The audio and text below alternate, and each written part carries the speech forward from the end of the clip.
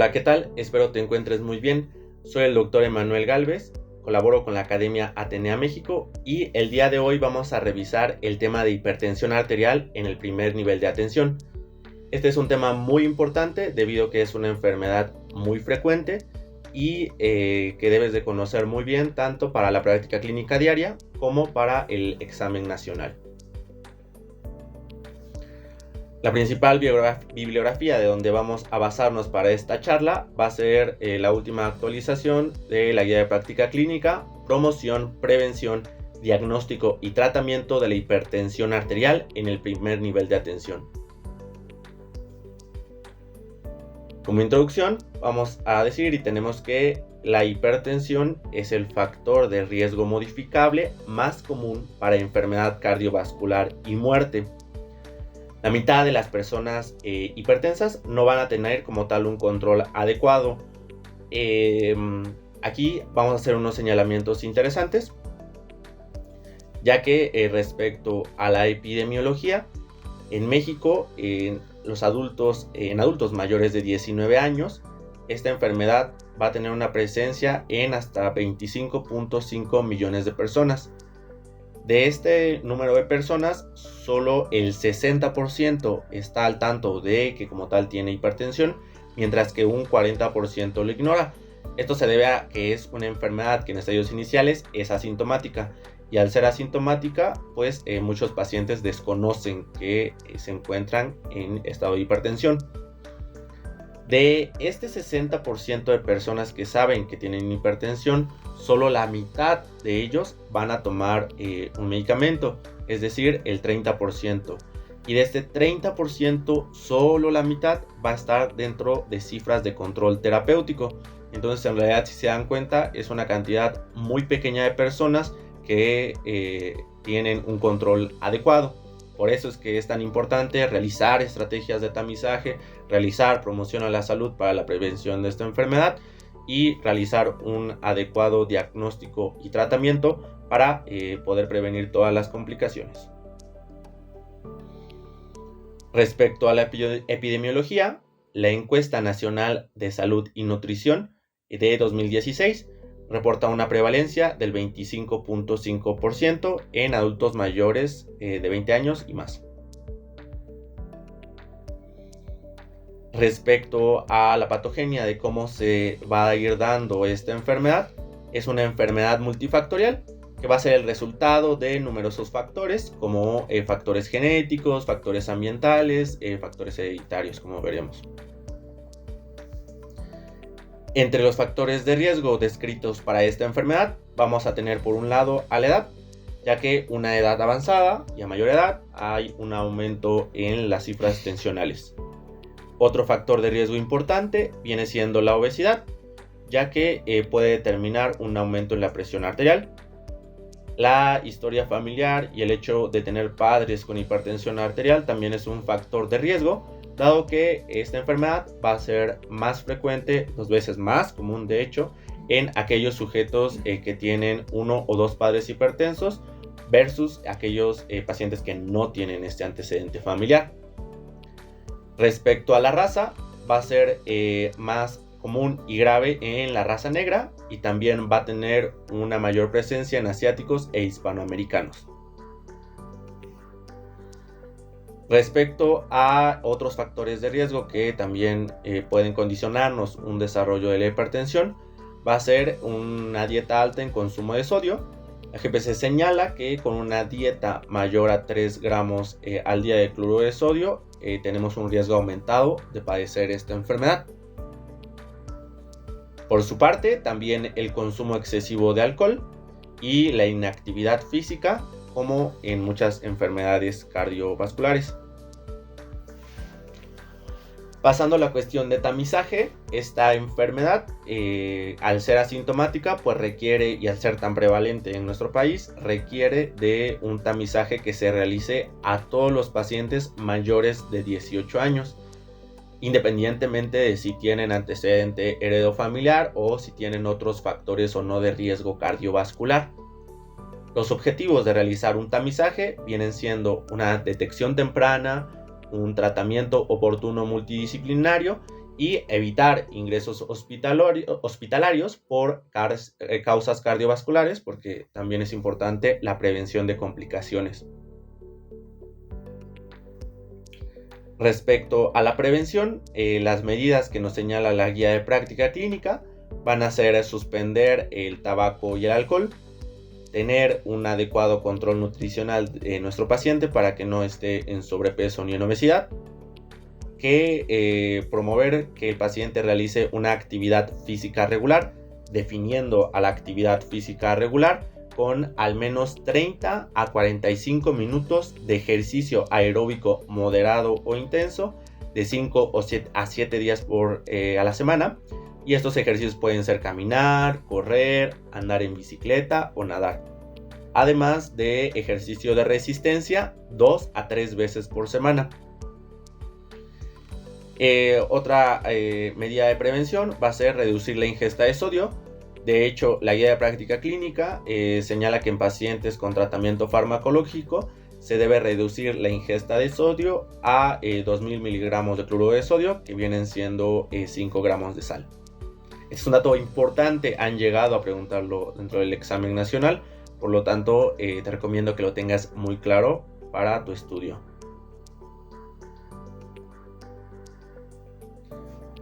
Ya lo decíamos cuando hablábamos de la epidemiología, al ser asintomático en los primeros estadios, pues como tal es el motivo por el cual muchos pacientes ignoran que tienen este diagnóstico.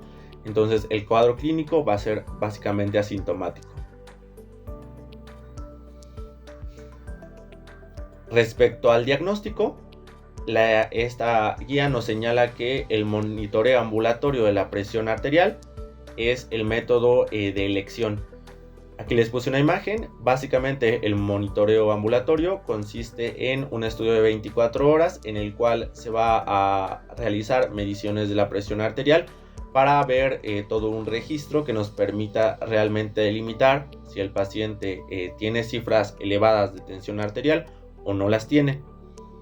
El AGPC hace algunos señalamientos, como que se debe tomar en aquellos pacientes en los que se sospeche de la enfermedad, independientemente o no de si la toma en el consultorio médico es normal o es elevada.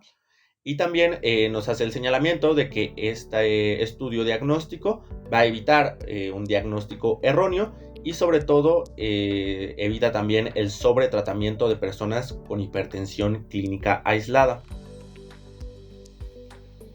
Respecto a la clasificación, existen varias, sin embargo esta es la que nos señala la guía de práctica clínica, por lo tanto sería importante que la tengas muy en cuenta y muy claro.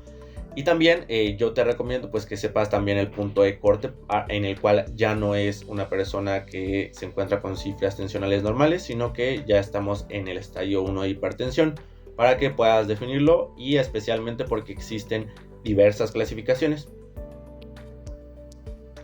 Toda esta tablita, entonces tenerla muy en claro.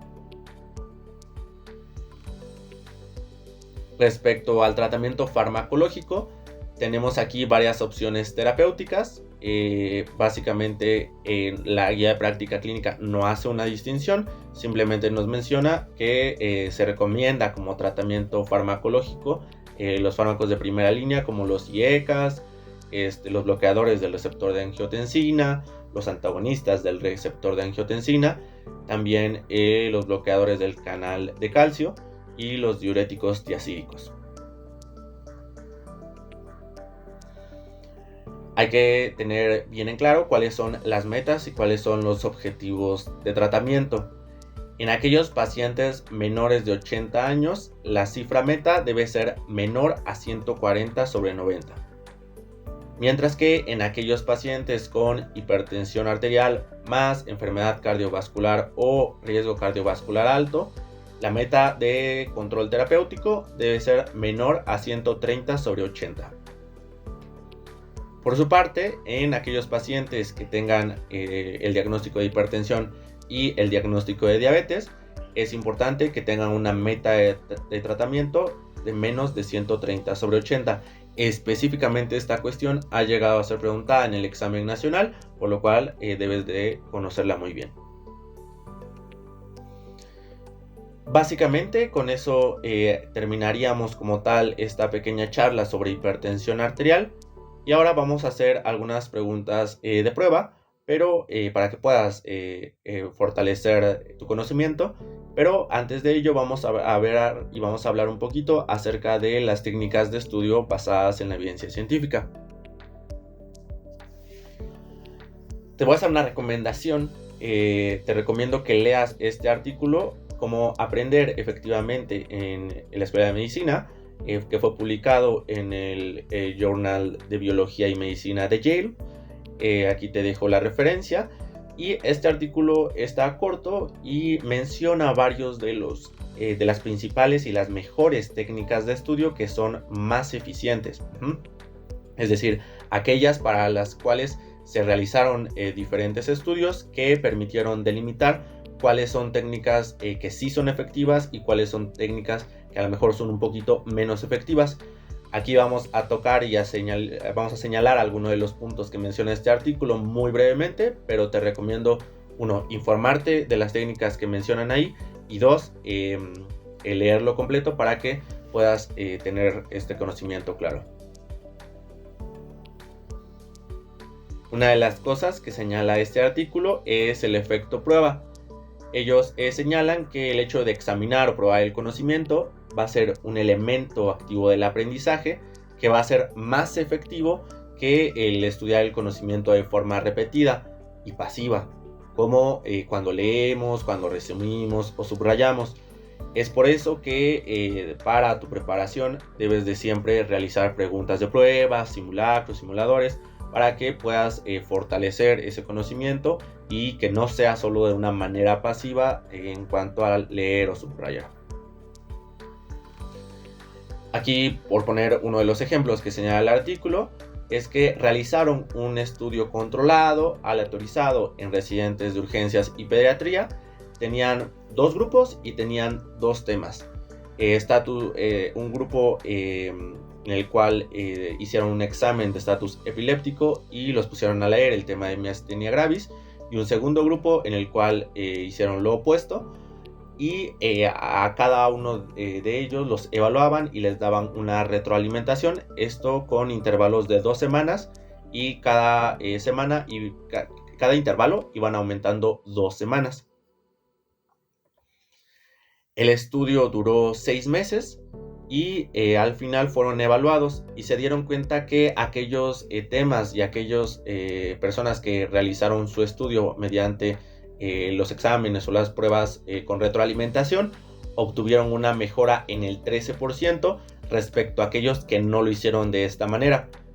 Dicho para fines prácticos y para lo que queremos de objetivo, si tú aplicas ciertos métodos de estudio, si tú puedes como hacer exámenes muestra, exámenes de prueba, simulacros, tienes potencialmente y estadísticamente una probabilidad de mejorar el 13% respecto a quien no utiliza estas técnicas y estos métodos de estudio. Y esto hablando solo de esta técnica.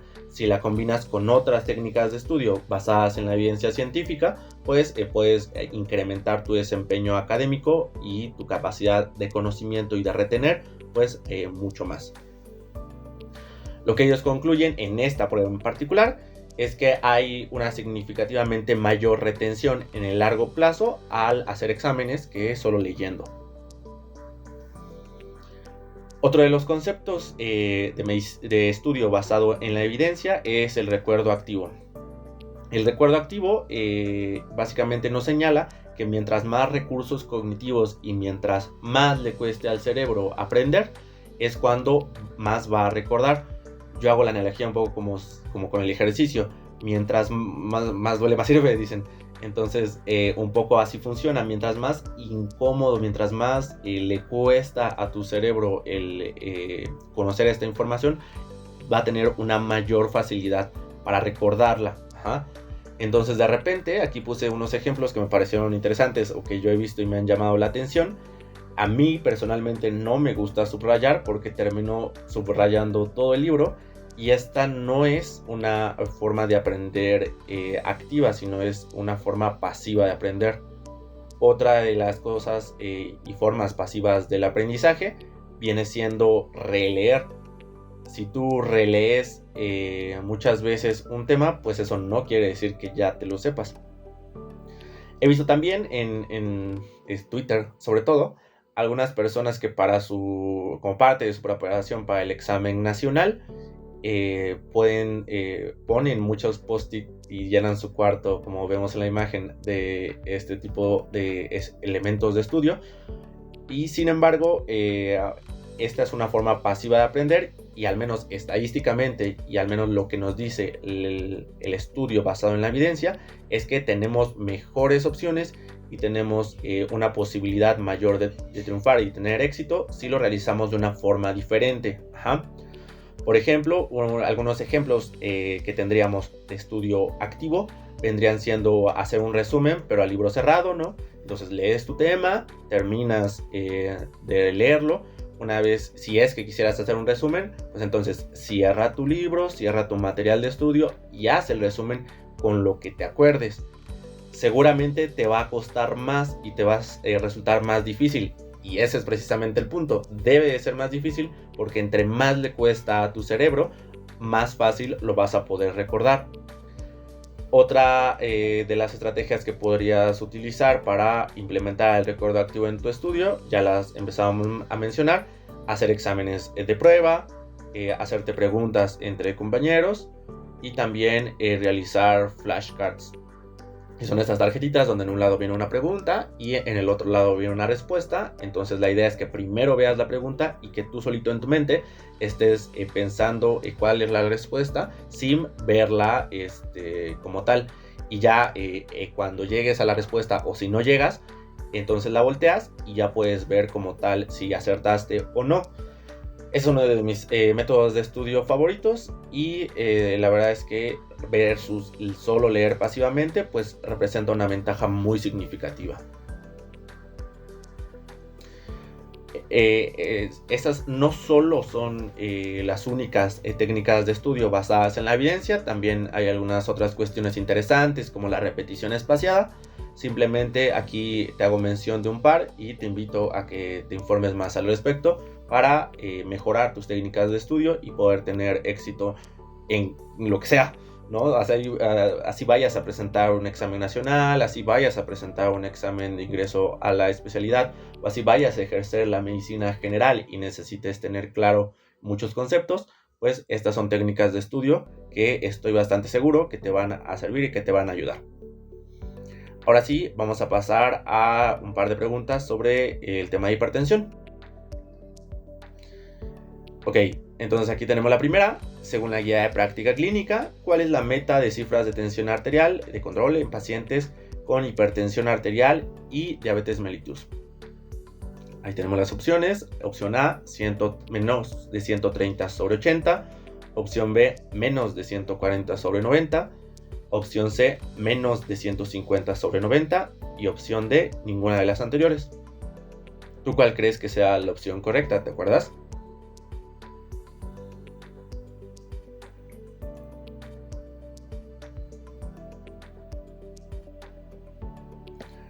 La opción correcta es la opción A, menos de 130/80. Aquí tenemos una captura de pantalla de la GPC, donde nos dice que en aquellos pacientes adultos con diabetes e hipertensión, la meta debe ser menos de 130/80.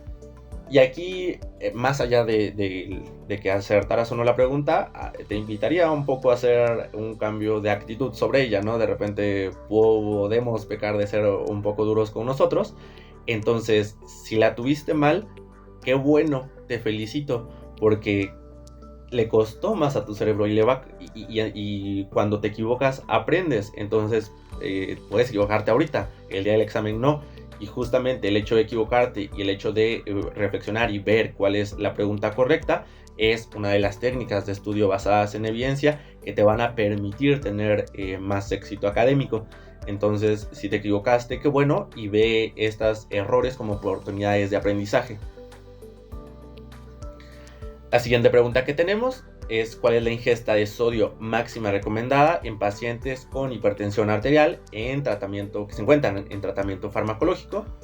tenemos opción A 2 gramos, opción B 5 gramos, opción C 5.5 gramos, opción D 4.5 gramos. ¿Tú cuál crees que sea la respuesta correcta?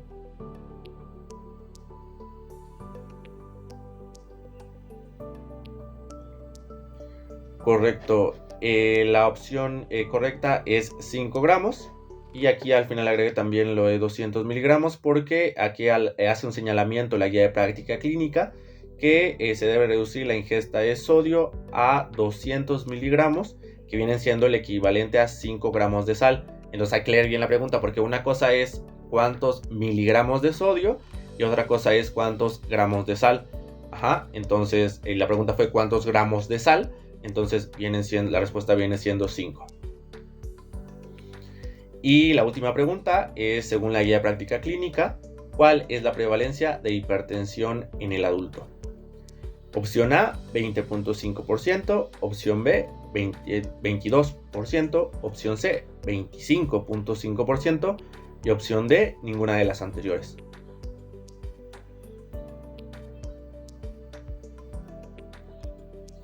Y tenemos que la opción correcta es 25.5%. Esto fue todo de mi parte. Te deseo mucho éxito en tu preparación para el examen nacional. Nos estamos viendo en más clases y mis mejores deseos. Gracias.